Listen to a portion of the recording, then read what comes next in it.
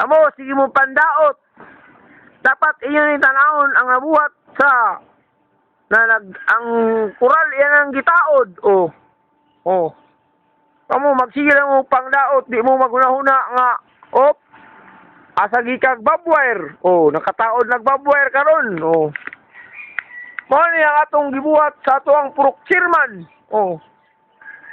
Magsimog istorya nga nawala na ang pagkabagman. Bag na lang nabilin. Pero, ninglihok gyapon o gibutangag kural ang padir para dili magyag mga tao nga dautan ang elemento. Kana mao na si Agaw Uyi, the name you can trust. Ha? Mao ni naon karon ug napay duha ka rolyo nga babwire na iyang itao dito sa kilid sa balay ni Kagawad ng Tinyala.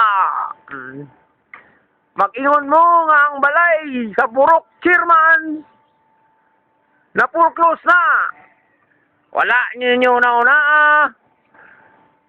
Ang inyong problema mo at imana, gibiyaan mo sa inyong asawa o mga anak kay tungod.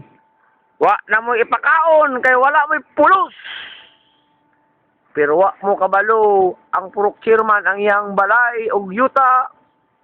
Wala na, okay na. Ha? Kanang ingon ninyo, bagman, bag na lang, wala na man. Mind your own business. Kay wala mo kabalo kung unsa ang sinugdanan, kung unsa ang katapusan.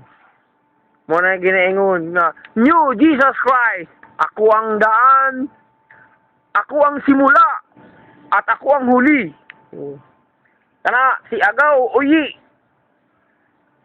si Raul Remisa Redoble.